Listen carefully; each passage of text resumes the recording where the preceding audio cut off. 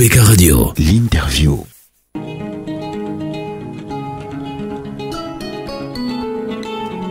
Un peu après 9h tout à l'heure, on sera avec LJ Rime en présentiel pour la Rime du matin.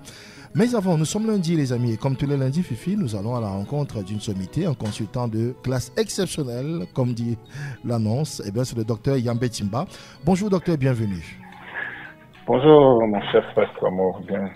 Bonjour à Fifi, j'espère qu'elle est dans le studio. Elle est là avec nous, effectivement. Heureuse année 2024 à vous, docteur. Elle vous présente ses vœux. Je sais pas les vœux pour quand, mais je l'invite à la célébration du nouvel an, selon le calendrier de nos ancêtres, du 15 au 19 juillet à Douala. Ah oui? Mais je prends bien les vœux pour l'année fiscale en cours. Bon, de cela nous parlerons une autre fois pour que tout le monde comprenne bien, docteur Yambé Timba. Alors, nous avons dans ce pays un problème de risque sanitaire majeur, notamment dans la ville de Douala et les villes du Cameroun en général. C'est un sujet qui mériterait qu'on en parle, docteur Yambé Timba. Mais absolument, parce qu'on a un sérieux problème auquel on ne fait pas attention. Je rappelle déjà à tous les Camerounais que le coût de la santé pour l'année 2023 était de l'ordre de 2300 milliards. La conséquence, c'est que vous voyez bien que nous avons du mal à suivre, parce que même pour cette année, le budget du ministère de la Santé tourne autour est légèrement supérieur à 300 milliards. Donc quand vous avez des besoins de 2300 milliards, qui sont passés à 2012 de 700 milliards à 2300 milliards à 2013, c'est-à-dire qu'en 12 ans, ça a été multiplié par 3, c'est extrêmement grave. Pendant ce temps, le ministère de la Santé a à peine 300 milliards pour affronter ce problème-là.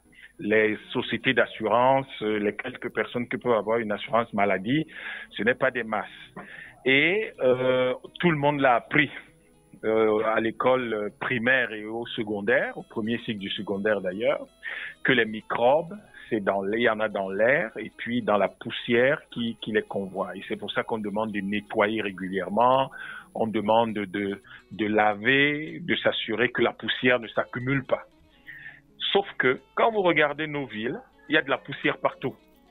Il y en a partout. Vous avez des rues qui ne sont pas, les rues ne sont pas pavées, ne sont pas goudronnées. La conséquence, c'est que malheureusement, vous avez des tonnes de poussière qui s'élèvent chaque jour dans nos villes et qui, malheureusement, transportent avec elles beaucoup de microbes. Et là, nous faisons face à un risque sanitaire majeur. Et malheureusement, ni les pouvoirs publics, ni même les associations, les fameuses associations de défense des droits de l'homme, et encore moins les associations spécialisées dans les questions de santé ne regardent ce problème avec préoccupation. Donc c'est très grave. Là, dans une ville comme Douala, où vous avez à peine 7 ou 8% des routes qui sont goudronnées. À Yaoundé, c'est à peine 6 ou 7% également. Toutes les autres routes sont en terre. Et il y a de la poussière partout. Et comme on n'a même pas assez d'eau, on ne peut même pas arroser ces routes-là pour qu'il n'y ait pas de poussière qui soit soulevée tout le temps. C'est extrêmement dangereux. Et je me demande, d'ici le début de la saison pluvieuse, combien de Camerounais vont tomber malades? Et comment on va les soigner? Si vous regardez les maisons, les femmes sont fatiguées de nettoyer. Elles doivent essuyer tout le temps. Il y a de la poussière partout. C'est vrai. Les enfants rentrent de l'école, il faut les voir, ils ont toute la tête rouge. Alors que certains font à peine 1 kilomètre de la maison à l'école. Mais la tête est rouge de poussière, comment on fait? Les tenues scolaires doivent être lavées tout le temps. Vous êtes au bureau, la poussière s'infiltre partout. Et pendant ce temps, quand vous voyez ce qu'on utilise pour réparer les routes, on verse plutôt du ciment mélangé avec un peu de gravillon. Vous vous demandez, mais les gens qui prennent les décisions d'entretien de nos routes, mais à quoi ils pensent? Donc on a là un gros problème, un risque sanitaire majeur, mais que personne ne veut adresser. Et c'est inquiétant. Ou peut-être qu'on n'essaie pas d'adresser non plus, hein, docteur? J'ai mal entendu. Peut-être qu'on n'essaie pas d'adresser le problème aussi. Je pense que si les gens ne savent pas adresser le problème, ils démissionnent et ils cèdent la place à ceux qui peuvent adresser le problème. Vous n'êtes pas obligé d'être un dirigeant dans le pays. Vous n'êtes pas obligé d'occuper le poste que vous occupez si vous êtes incompétent. Vous pouvez céder la place à quelqu'un d'autre. Vous laissez que quelqu'un d'autre essaye de s'occuper disons, de régler, pour trouver les solutions aux problèmes. Mais telle que la situation dans laquelle nous sommes est préoccupante. Elle est sérieusement préoccupante. Vous avez de la poussière partout, sans compter que à tout ça va se mêler vont se mêler des rejets de gaz. Des rejets de gaz qui sont pour la plupart émis par de vieux véhicules. C'est ça. Vous savez que l'âge moyen des véhicules au Cameroun, c'est autour de 15 ans. Alors que normalement, tous ces véhicules de 15, 20 ans, de plus de 10 ans devraient être sortis de la circulation. Mais des Vous me demandez même comment. Des guimbardes qui côtoient allègrement des voitures rutilantes. C'est un contraste. Non. Mais c'est quelque chose de terrible. Vous vous demandez comment ces voitures réussissent à avoir comment on appelle ça, les documents de visite technique. Oui. Parce que on vous montre une voiture qui a 20-25 ans, mais la voiture a passé sa visite technique avec succès. Vous demandez, mais comment est-ce possible? Avons-nous des normes différentes, des normes internationales? Est-ce que nous avons fini par élaborer des normes qui sont différentes des normes des constructeurs? Qu'est-ce qui peut expliquer qu'une voiture qui a 25 ans passe avec succès la visite technique? Comment est-ce possible? Qui établit les normes? Qui valide tout ça? Et à côté donc de cette déjection qui sont riches en monoxyde de carbone, en dioxyde de carbone et en dioxyde de carbone, tout cela, vous avez de la poussière. Donc tout ça est encapsulé dans tout cela vient se poser autour des grains de poussière et c'est ça que les gens respirent. C'est ça, malheureusement. Les gens le respirent du matin au soir, de lundi à dimanche, la nuit comme de jour. Comment on arrive à vivre? Observer les arbres, regarder les herbes autour des routes, même parfois loin des routes, même si vous avez des pots de fleurs, tout ça est rouge de poussière. Docteur Yambé Timba, j'entends très bien, on est parfaitement en accord. Enfin, ceux d'en bas comprennent très bien ce que ceux d'en haut semblent avoir oublié, une situation pourtant qu'ils ont connue à une certaine époque. Alors, vu les urgences... ceux d'en bas et ceux d'en haut. vu les urgences et les contraintes que nous avons désormais dans la production d'émissions qui est de plus en plus dense, et on dit aux auditeurs, merci pour ça. Alors, docteur Yambé Timba, nous sommes convenus, vous et nous, que dès lundi prochain, vous passeriez plutôt de 9h à 10h. Est-ce que cela vous arrangerait, docteur? Écoutez, vous me poussez à revoir totalement mon programme. Donc, faisons ça, docteur. Pour le bien des Camerounais, on peut faire un effort. Merci infiniment, docteur. À partir de 9h tous les lundis, voilà. C'est plus mal que ça. Voilà qui arrange, docteur. Merci beaucoup. Alors, docteur, pour les 3 minutes qui nous restent, c'est vrai que c'est largement insuffisant, mais on pourrait parler en 1 minute de l'impact de la hausse probable du carburant sur le pouvoir d'achat des ménages et les risques de compression, parce que ça c'est important, les risques de compression du personnel dans les entreprises. On va dire une sorte de retour aux années 80, non? Écoutez, c'est bien ce que je pense. Je pense que on ne s'en rend pas compte, mais le Cameroun retourne à sa situation des années 80. C'est-à-dire que on va se retrouver avec des compressions de personnel, avec des baisses de salaires éventuelles pour l'État et des chômages techniques un peu partout, parce que le coût de l'énergie est devenu de plus en plus prohibitif. Au-delà du fait que, par exemple, pour l'électricité, on n'en a pas assez, c'est de mauvaise qualité et ça coûte de plus en plus cher, il y a surtout le fait que, qu'on le veuille ou pas, il va y avoir soit qu'on aura une augmentation du prix du carburant. Je crois que le président de la République a été clair là-dessus le 31 décembre, ce qui est très bizarre parce que la solution est connue depuis pratiquement aujourd'hui 2001, parce que je me souviens encore que le regretté Eding Bernard, l'ancien directeur général de la Sonara, depuis 1984, avait demandé qu'on changeât le craqueur de la Sonara. Depuis 1984, c'est-à-dire à peine 5 ans après le lancement des activités de la Sonara. Évidemment, à l'époque, ça coûtait 7 milliards, mais les gens ont tourné, ont pris leur temps, ils ont estimé que c'était pas urgent, il n'y avait pas d'urgence, c'était pas important.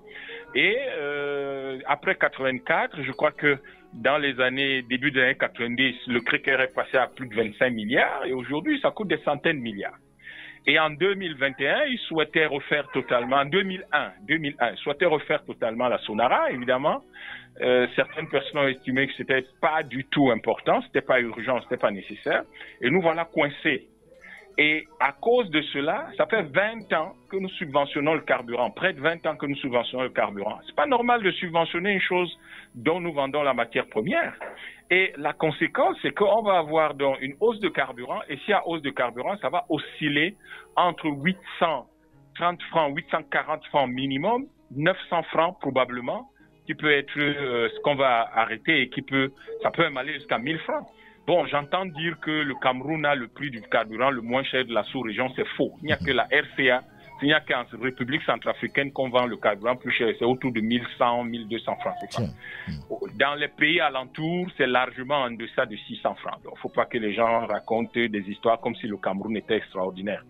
Il se trouve que malheureusement, le carburant coûte plus cher chez nous parce que nous ne raffinons pas notre propre carburant. Parce que nous avons une raffinerie qui a arrêté depuis près de 10 ans, qui ne fonctionne pas et que bien avant, il fallait la renouveler depuis très longtemps.